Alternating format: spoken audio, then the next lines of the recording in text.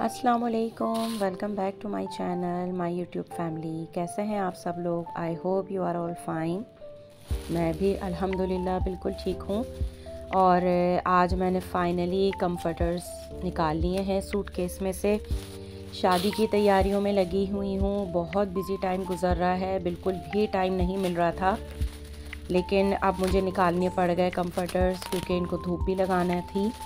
और कराची में भी अल्हम्दुलिल्लाह सर्दी आ गई है, तो बस मैंने सोचा बच्चों को भेजने के बाद मैं सबसे पहले आज ये कंफर्टर्स निकाल लूँगी, क्योंकि आज मुझे कोई काम नहीं है। आज बस मुझे अपनी जो है ना दर्जन के पास जाना है अपना मेहंदी का सूट लेने, जो कि मुझे कल पहनना है, तो इसलिए आज मैं फ्री थी।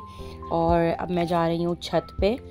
हमारा जो घर है वो फर्स्ट फ्लोर पर है, सेकंड और थर्ड फ्लोर रेजिडेंशियल है और फोर्थ फ्लोर पर छत है।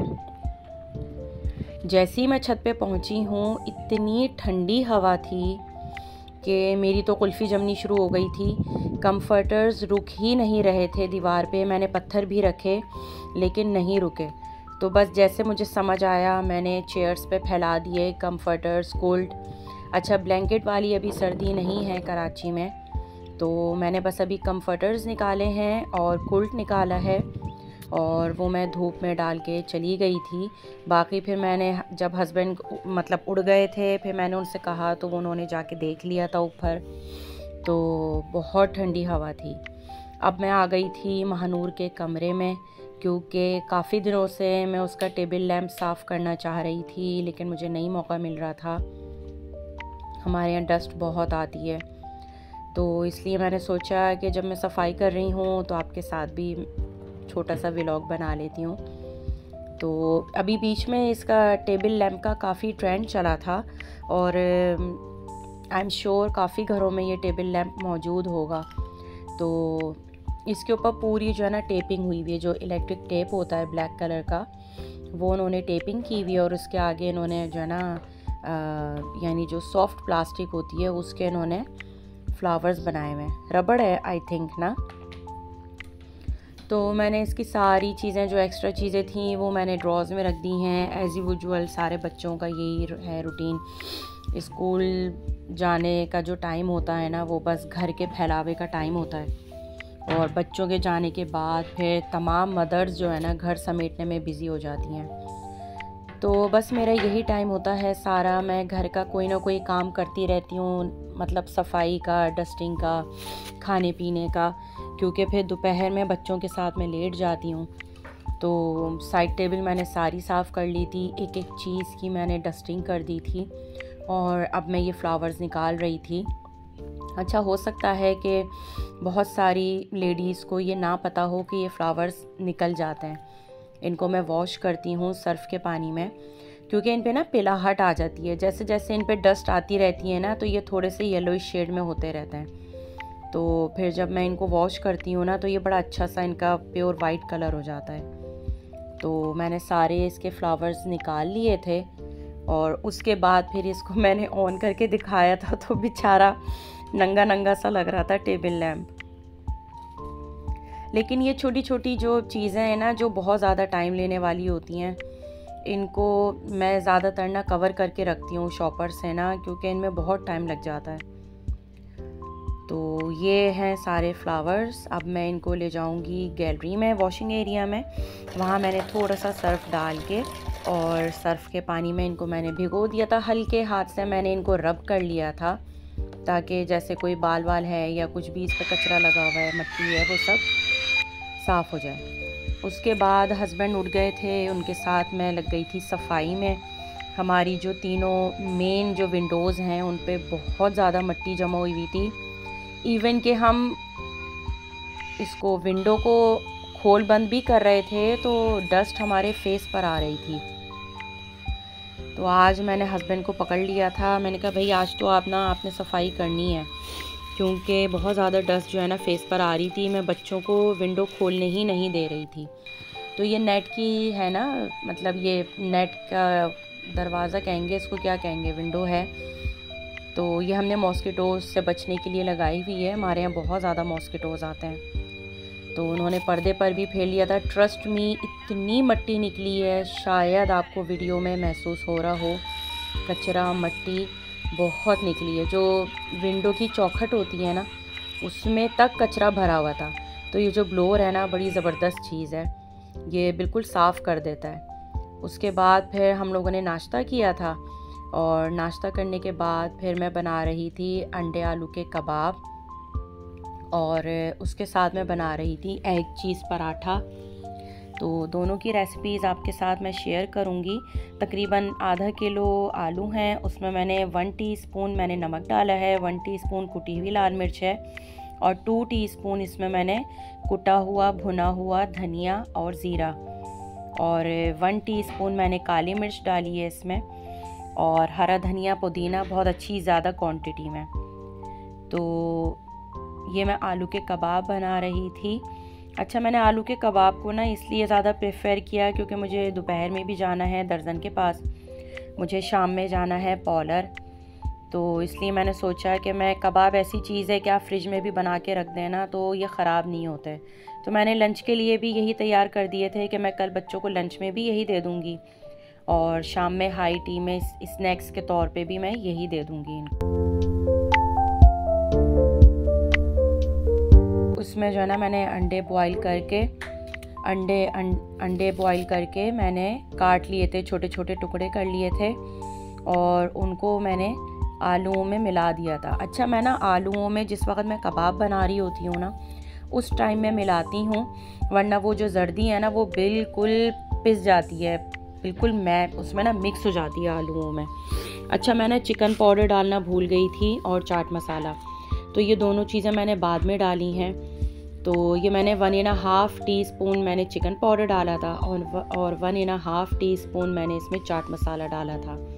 इससे बड़ा अच्छा सा फ्लेवर आ जाता है। इस स्टेज पर इसका जो है ना, आप नमक मिर्च इसकी टेस्ट कर लें, तो फिर बाद में जो है ना किसी को कंप्लेन करने का मौका नहीं मिलता। तो मैं हर चीज़ जो है ना चेक कर लेती हूँ ताकि कोई कंप्लेन ना आए किसी की तरफ से। तो ये मैंने भुर्ता तैयार कर लिया था। आलू और अंडों को मैंने छोटे छोटे क्यूब्स में काट लिया था। उसके बाद मैं आटा गूंद रही थी एग चीज़ पराठे का। 2 कप मैंने मैदा लिया है भर के, और उसमें मैंने डाला है 1.5 टीस्पून नमक, और 1 टेबल स्पून भर के मैंने घी का शामिल किया था। अच्छा, आटा आप कोई भी गूंदें, पराठों का गूंदें या पूरियों का गूंदें, घी इस्तेमाल किया करें, उससे ना बड़ा अच्छा क्रिस्पी वो बनते हैं पराठे, पूरियाँ ना अच्छी लगती हैं। तो इस तरह से बस मैंने वार्म वाटर इसमें मैंने यूज़ किया है। वार्म वाटर के साथ मैंने इसका डो रेडी कर लिया था, और हल्के हल्के उंगलियां डिप करके पानी में, और मैंने मुक्की लगा ली थी। बहुत ज़्यादा पतला नहीं करना है क्योंकि हमें इसमें चीज़ जो है ना वो एज अ फिलिंग के तौर पे यूज़ करनी है, तो इसको बहुत ज़्यादा सॉफ्ट नहीं करेंगे। अच्छा, अब मैं बना रही थी कबाब।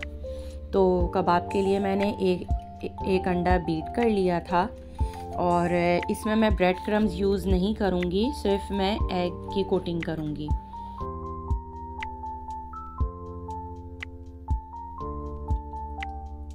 अब 1 बाय 1, अच्छा मेरा जो फ्राई पैन है ना, इसमें 3 कबाब आते हैं एट अ टाइम। तो अगर आपके पास बड़ा फ्राई पैन है तो आप ज़्यादा बना लें, एट अ टाइम तवे पर बना लें, इट्स अप टू यू। तो पहले मैं 1 बाय 1 कबाब रेडी कर लूँगी। अच्छा, कभी भी जो है ना अंडे वाला हाथ आलू का जो भुर्ते होता है ना, कबाब का जो भुर्ता होता है, उसमें नहीं डालें, अपना दूसरा हाथ यूज़ करें। या फिर इसका एक ये तरीका है कि पहले सारे कबाब जो है ना आप बना के रख लें, उसके बाद फिर 1 बाय 1 उठा के डिप करके डालते रहें। उससे ना आलू का जो भुर्ता होता है ना वो ख़राब भी हो सकता है, और अंडे की स्मेल भी आ जाएगी क्योंकि वो कच्चा है। तो इसलिए कभी भी जो है ना अंडे वाला हाथ आलू के भुर्ते में नहीं डालें।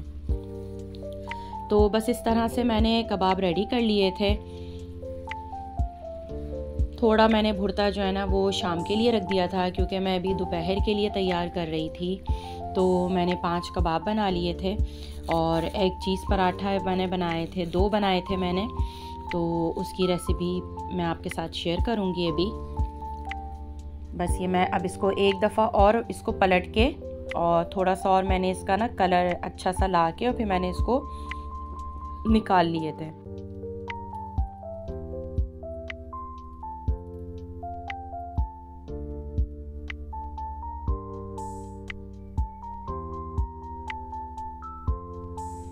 अब मैं बना रही थी एग चीज़ पराठा। तो जो बच गया था बीट किया हुआ एग, उसमें मैंने एक एग और ऐड किया था और उसको बीट कर लिया, और उसमें मैंने थोड़ा सा नमक डाल दिया था, हाफ़ टी स्पून, और ब्लैक पेपर पाउडर मैंने डाला था half tea spoon.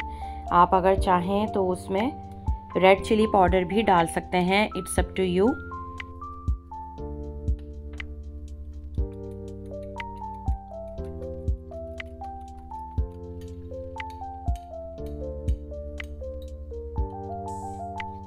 Scramble egg बनाना है हमें।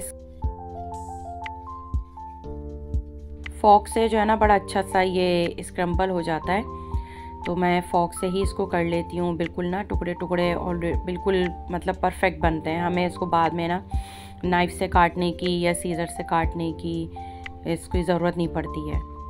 तो ये भी मैंने डिश आउट कर लिया था। अच्छा, ये हम जो है ना चीज़ के साथ पराठों में डालेंगे। तो स्क्रम्बल एग इज़ रेडी।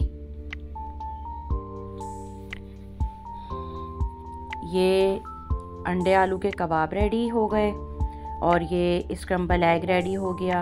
अब मैं बना रही थी पराठे, एग चीज़ पराठा। उसके लिए मैंने, अच्छा ये ना थोड़े से मोटे बनते हैं, जैसे बाज़ार के पराठे होते हैं ना उस तरह से ये थोड़े मोटे बनते हैं। बिल्कुल पतला इनको नहीं किया जाता क्योंकि इसमें चीज़ डलती है, एग डलता है। तो मैंने जो आटा गूंदा था वो मैंने 2 यानी पराठों का गूंदा था, क्योंकि ये काफ़ी हैवी होता है। तो बच्चे जो है ना पहले मैं अलग अलग बनाती थी तो बच्चे ना छोड़ देते हैं। तो इस दफ़ा भी मैंने ये सोचा कि मैं जो है ना कम बनाऊंगी, 2 बनाऊंगी, उसको फिर मैं डिवाइड कर दूंगी ना, कट करके दे दूंगी। तो दोनों पेड़े मैंने बेल लिए थे। अच्छा, इसमें ना खुश्की भी कम लगानी है, दोनों पराठों को बेलने में खुश्की कम लगेगी। और इसमें पहले हम रखेंगे मोज़रेला चीज़, ग्रेट की हुई मोज़रेला चीज़ मैं यूज़ कर रही हूँ। तो अच्छा ज़्यादा क्वांटिटी में जो है ना इसमें रखिएगा, ताकि जब बच्चे पराठे खाएं या आप खाएं तो अच्छा ज़रा फ्लेवर आए ना चीज़ का। उसके ऊपर फिर हमने एग रख दिया और उसके ऊपर अगेन चीज़ रखनी है, ठीक है। और इसकी पोटली बनानी है हमें। तो इस तरह से सब तरफ से इसको पकड़ के, जैसे हम चुन देते हैं ना कपड़े में फ्रिल देते हैं, इस तरह से इसको पकड़ के और इसको ऊपर की तरफ उठा लेते हैं और फिर इसको जो है ना थोड़ा सा घुमा के और फिर ऊपर वाले हिस्से को ट्विस्ट कर लेते हैं। तो वो पोटली हमारी तैयार हो जाती है और फिर उसको आप प्रेस कर दें तो फिर इसके खुलने का कोई चांस नहीं होता और ना चीज़ बाहर आएगी। जब ये मेल्ट होगी तवे पर तो चीज़ भी बाहर नहीं आएगी।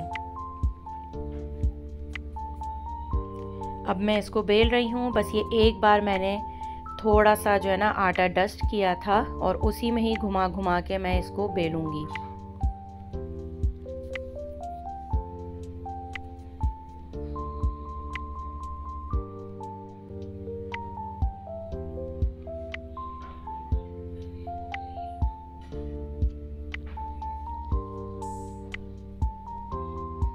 ये देखें इतना अच्छा माशाल्लाह ये फूल रहा था पराठा, बहुत अच्छा लग रहा था माशाल्लाह। बस ये आपने शक्ल लेकर आनी है पराठे की। अच्छा, साइडों से ना थोड़ा सा प्रेस करते रहेंगे तो साइडें भी इसकी सिक जाएंगी। तो आपने ये ज़रूर ट्राई करना है। और मेरी वीडियो अगर आपको पसंद आ रही है तो मेरे चैनल को सब्सक्राइब कर लीजिए, वीडियो को लाइक कर दीजिए। बच्चे आ गए थे स्कूल से, अब हम खाना खाने बैठ गए थे। तो जो वो होता है पिज़्ज़ा कटर, उससे मैंने इसको कट करके 4 पार्ट कर लिए थे और एक एक पार्ट मैंने अपने तीनों बच्चों को दे दिया था। बल्कि हाशिर को तो मैंने 2 पार्ट दे दिए थे क्योंकि वो साइड थोड़ी छोटी हो गई थी। तो वो कहने लगे कि आप मुझे इतना छोटा सा देंगी, तो मैंने उनको दोनों साइड्स देनी थी। तो ये हमारा लंच है आज का।